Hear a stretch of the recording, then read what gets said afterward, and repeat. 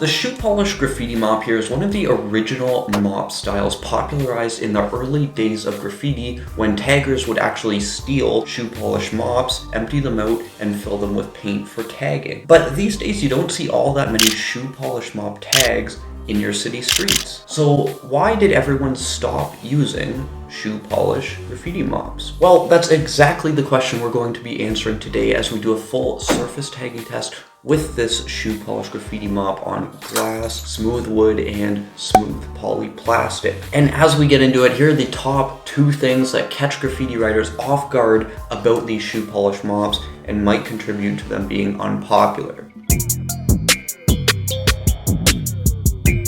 So this is a standard shoe polish graffiti mop. It's got a sponge nib with a little bit of plastic in the middle that you can compress to activate the valve system. But don't worry, when you hear sponge, the sponge is a lot higher quality than the sponges on, say, the Posca mop bars that we saw tear apart during our mop bar tagging test. But that's the first thing that catches graffiti writers off guard about these shoe polish graffiti mops. These nibs can be incredibly hard to find replacements for sometimes. And that being the case, you have to take good care of it if you don't want to have to replace it. So that's the first thing that makes these a little bit less popular. The second reason also has to do with the nib on these shoe polish mops, actually. If you thought a regular mop, like say a Crankcase 60 or a Molotov dripstick, was messy, these are on a whole separate level of messy because of the nib. Between how messy they are and how delicate the sponge tips are on these, most writers just feel that these are a little more versatile to work with, and because of that they pick up the more standard type of 10mm mop nowadays. And if those are the 2 main reasons why these mops are a little bit less popular, are there any reasons why you should use a shoe polish mop like this one in some instances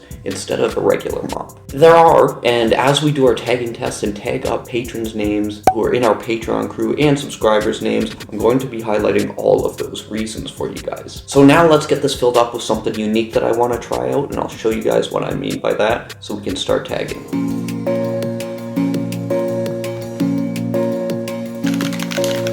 So just a quick word about what we're filling this up with today. What we're using is the Grog Extra Flow paint. It's an alcohol-based paint. It's very thin. We're using the marker paint because of that.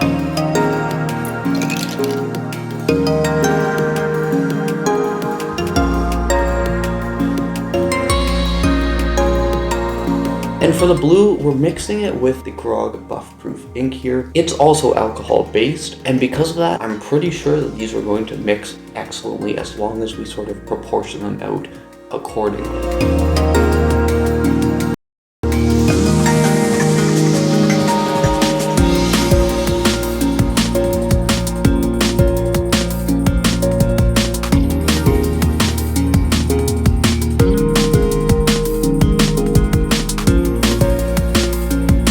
Right away, I just want to say apologies if I rant and ramble about this formula that we created, because this really is about the shoe polish mop. But hey, I just want to say the formula worked out really well.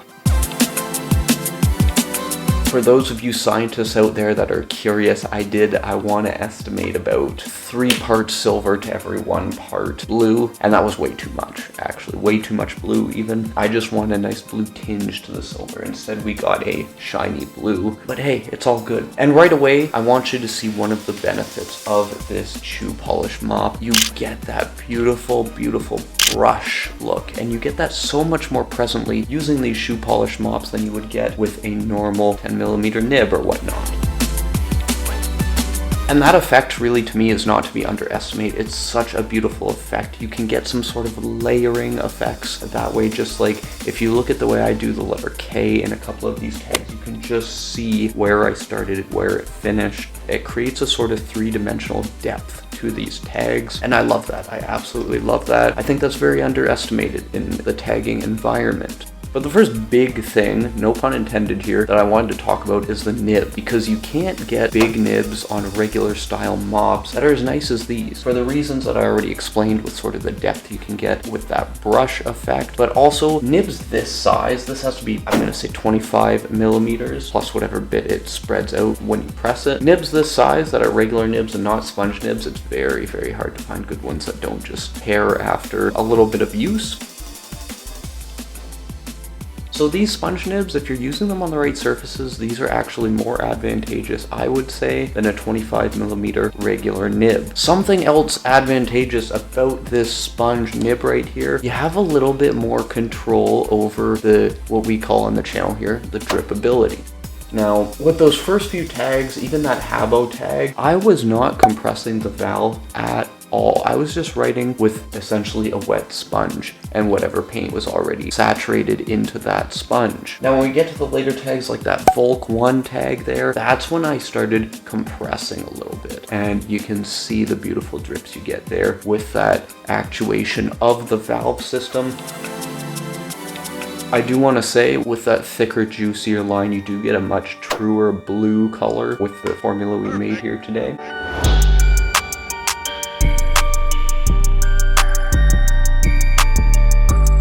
But in none of these tags did I even squeeze this mop. Now, this particular shoe polish mop, it's got a fairly hard body. It's still slightly squeezable, but not all that much. You can get ones that are much more squeezable and you can really go crazy with the drips there.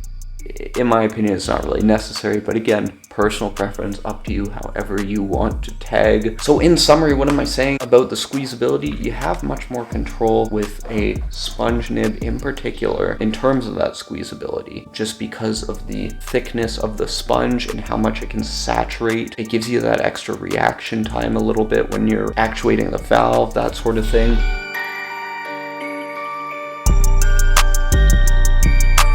So there really are a lot of benefits to having this sponge nib that I think a lot of people overlook. Another slightly disadvantageous thing about this is you can see I have the cap on now. Just to get the cap on, you have to slide the sponge basically right up through the cap and it just touches the sides. The sponge is like glued to the sides with the cap on, just because when you do compress the sponge, it does fan out a little bit and it stays fanned out. Not the greatest in terms of, again, messiness, but that is just how these mops work.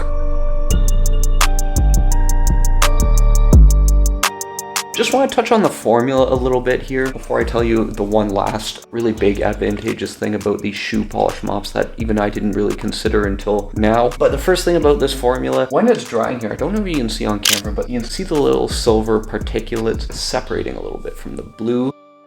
Some of that can be solved by mixing the formula a little bit better. I didn't really mix this all that well. Again, there's also no mixing ball in here. The extra flow paint comes with a mixing ball, which did not transfer over to the shoe polish mop here. The other reason you're getting a bit of that separation is because of the type of formulae. Now, one is an ink, meaning that it is a soluble pigment in there. It's a dye pigment, or specifically the grog buff proof ink. So what it does is it just sort of exists within the base of your fluid there. Whereas with a silver in particular, it's a non-soluble pigmentation. That's what makes it a paint. So it sort of sits on top of whatever base you're using in the formula. So it literally is sitting on top, and the blue is sort of more inward or on the surface. But that's what's happening there with the formula. Just want to include that, a little piece of information for you guys who are curious about, making your own formulae and how they work a little bit. But let me tell you the last reason that I think these are, in a lot of ways, even better than normal mops. Now, this could actually be the most important reason you probably should try these out at least, and that is whether you care about how these are different to normal mops that you usually use. You can't get around the fact that these are way cheaper. Now, I picked this one up for $3.95 US, or the equivalent in Canadian. And if you compare that to like even an empty Molotov dripstick here, that would have been $5.60 US. You're doing pretty good. This thing's got a massive reservoir, 75 mils, I believe. And although there are some pretty cheap empty mops out there, I don't think you'll beat the price for one with a 25 millimeter nib. Now, whenever we make a new formula here, like we did today with our Grog Buff Proof ink and our paint, We do usually do a buff test. We're going to be doing that over on the Patreon page this month. But if you did want to see how the Grog buff-proof ink in particular, because it is an ink, they're supposed to be a little more permanent. If you want to see how it performed in a buff test, we did a full surface tagging test with it. And the results of that buff test are almost certainly not what you're expecting. I got a lot of flack for that one. You can see that video over in the corner right now. I'll see you over there. Until then, peace.